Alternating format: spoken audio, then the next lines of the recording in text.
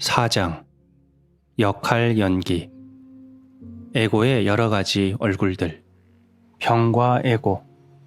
병은 에고를 강하게도 하고 약하게도 한다. 아픈 육체에 대해 불평하고 자기 연민에 빠지거나 병을 원망하면 에고는 더욱 강해진다. 또한 나는 이러이러한 병으로 고통받는 환자이다 라고 말하면서 병을 자신의 개념적 정체성의 일부로 만들 때도 에고는 더 강해진다. 이제 사람들은 당신이 누구인지 아는 것이다. 한편 정상적으로 살았을 때는 에고가 강했는데 병에 걸리면 갑자기 부드러워지고 친절해지고 한결 성품이 좋아지는 사람들이 있다.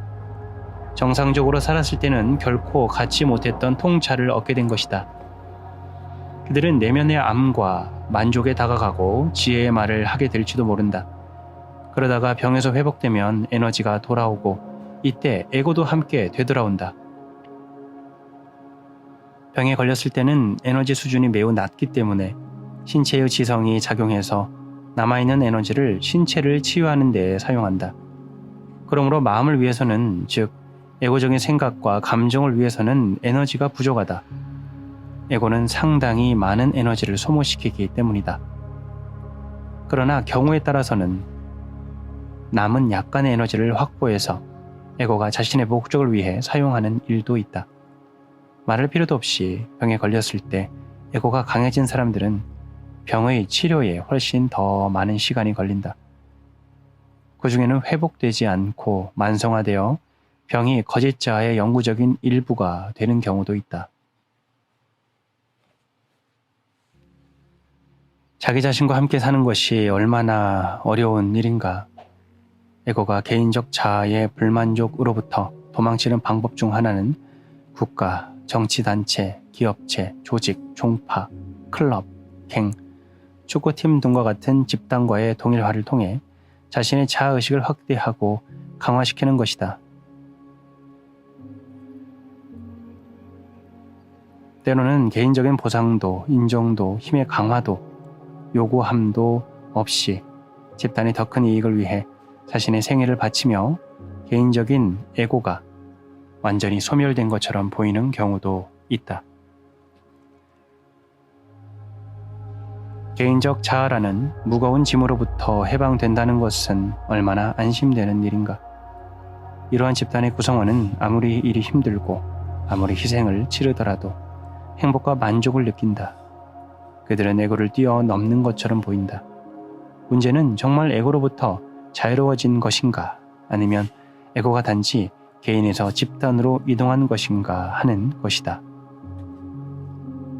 집단적인 에고도 개인적인 에고와 똑같은 성격을 나타낸다. 갈등과 적을 필요로 하고 더 많이 요구하며 틀린 상대방에 맞서서 자신이 옳다고 생각한다. 그 집단은 조만간 다른 집단과 갈등을 빚게 될 것이다. 왜냐하면 에고는 무의식적으로 갈등을 추구하고 자신들의 경계선을 정하고 정체성을 강화하기 위해 대립할 상대방이 필요하기 때문이다.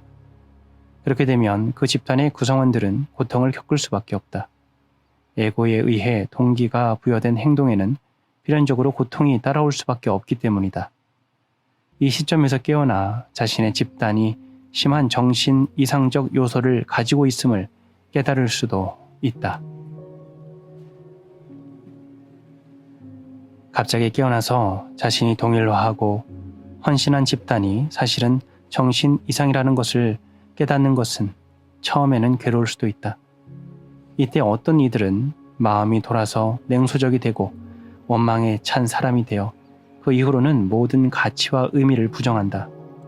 이것은 이전의 믿음 체계가 환상이었음이 드러나 무너지고 난 뒤 당황하여 재빨리 다른 믿음 체계를 채택한 것일 뿐이다. 그런 사람들은 자기 에고의 죽음을 대면하지 못하고 도망쳐 새로운 에고로 환생한다. 진단적인 에고는 대개 집단을 구성하는 개인보다도 더 무의식적이다. 예를 들면 일시적인 집단 에고체인 군중은 개인으로 떨어져 있으면 하지 않았을 잔악행위를 태연하게 저지른다. 개인이었으면 그 자리에서 정신병자라고 인정될 행동에 국가는 자주 개입한다.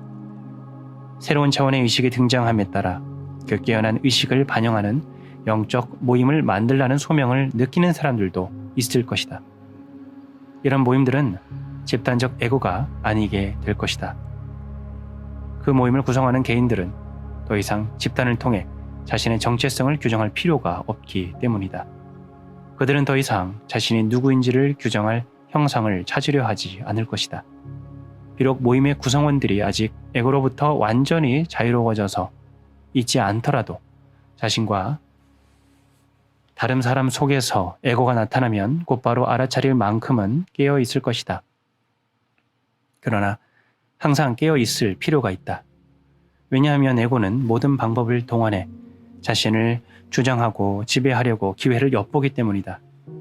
의식에 깨인 회사, 자선단체, 학교, 함께 살아가는 공동체의 어느 것이든 그 모임의 주된 목적 중 하나는 알아차림의 빗속으로 인간의 에고를 가져와 소멸시키는 일이다.